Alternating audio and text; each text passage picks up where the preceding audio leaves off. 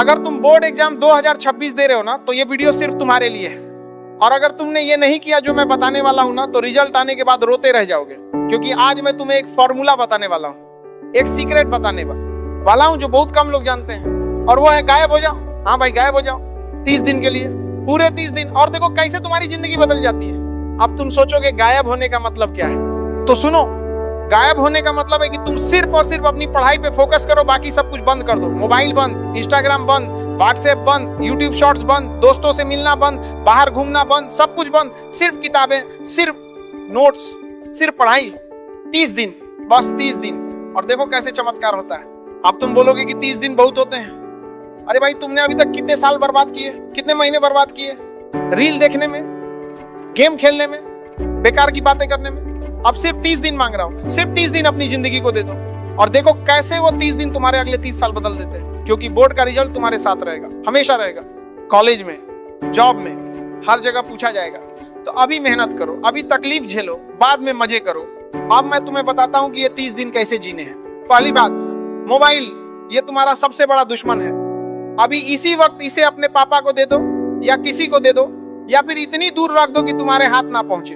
और अगर पढ़ाई के लिए चाहिए ना, तो सिर्फ वही देखो। YouTube पे लेक्चर देखना है तो लेक्चर देखो, नोटिफिकेशन आया इग्नोर करो, मैसेज आया इग्नोर करो, कोई कॉल किया बाद में करेंगे। क्योंकि अभी तुम्हारे पास वक्त नहीं है। अभी तुम्हारे पास सिर्फ एक काम है, पढ़ाई। और सोशल मीडिया की तो बात ही मत करो। इंस्टाग्राम, फेसबुक, स्नैपचैट सब डिलीट कर दो। हाँ भाई, डिलीट कर दो 30 दिन के लिए। तुम्हें लगेगा कि दोस्त क्या सोचेंगे, लोग क्या कहेंगे। अरे भाई, तुम्हारे दोस्त 30 दिन इंतजार नहीं कर सकते, और अगर नहीं कर सकते तो वो तुम्हारे दोस्त ही नहीं है। असली दोस्त समझेंगे, सपोर्ट करेंगे, और 30 दिन बाद जब तुम अच्छे मार्क्स लेके आओगे ना, तो वही दोस्त तुमसे टिप्स पूछेंगे कि भाई तूने कैसे किया। अब दूसरी बात, टाइम टेबल। मैं जानता हूं तुमने बहुत बार टाइम टेबल बनाया होगा और हर बार तोड़ा होगा, लेकिन इस बार नहीं तोड़ना है, इस बार फॉलो करना है। एक सिंपल टाइम टेबल बनाओ जो तुम फॉलो कर सको। ज्यादा हैवी मत बनाओ कि 10 घंटे पढ़ूंगा, 12 घंटे पढ़ूंगा। रियलिस्टिक बनाओ, 6 घंटे, 7 घंटे, 8 घंटे, जितना तुम कर सको।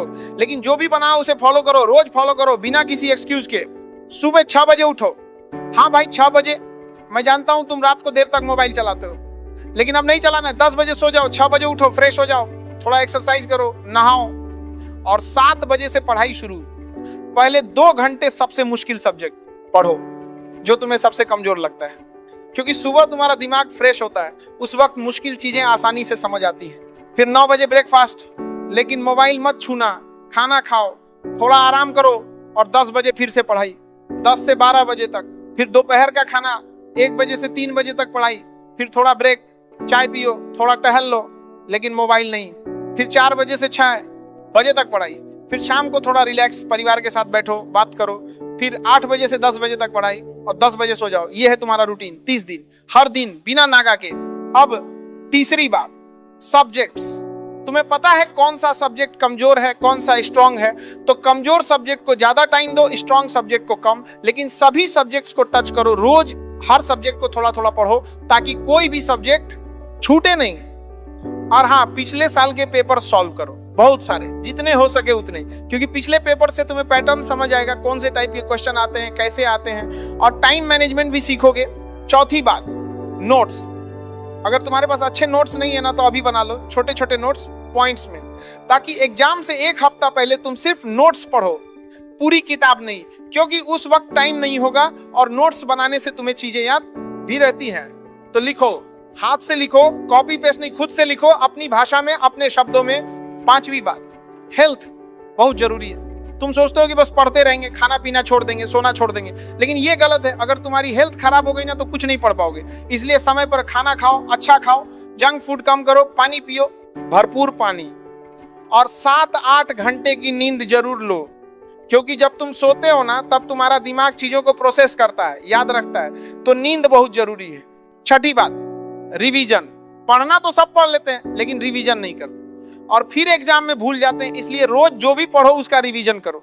अगली सुबह उठकर कल वाला रिवाइज करो, फिर 1 हफ्ते बाद फिर से रिवाइज करो, और एग्जाम से पहले फिर से 3 बार रिवीजन करोगे ना, तो कुछ नहीं भूलेगा, पक्का यकीन है। 7वीं बात, दोस्त। देखो, तुम्हारे दोस्त तुम्हें बुलाएंगे चाय पीने, मूवी देखने, घूमने, लेकिन तुम्हें ना बोलना है। मैं जानता हूं मुश्किल है, लेकिन करना पड़ेगा 30 दिन, बस 30 दिन। इसके बाद जितना मर्जी घूमो, लेकिन अभी नहीं। और हाँ, अगर कोई दोस्त तुम्हें डिस्टर्ब कर रहा है फोन करके, मैसेज करके, तो उसे क्लियर बोल दो कि भाई मुझे पढ़ना है, 30 दिन बाद बात करेंगे। असली दोस्त तुम्हें किकर करके समझेगा, और जो नहीं समझा वो दोस्त ही नहीं था। 8वीं बात, मोटिवेशन। कभी कभी तुम्हारा मन नहीं करेगा पढ़ने का, लगेगा कि बस अब नहीं हो रहा, उस वक्त सोचना कि क्यों कर रहे हो ये सब, अपने सपनों के लिए, अपने माता पिता के लिए, अपने फ्यूचर के लिए।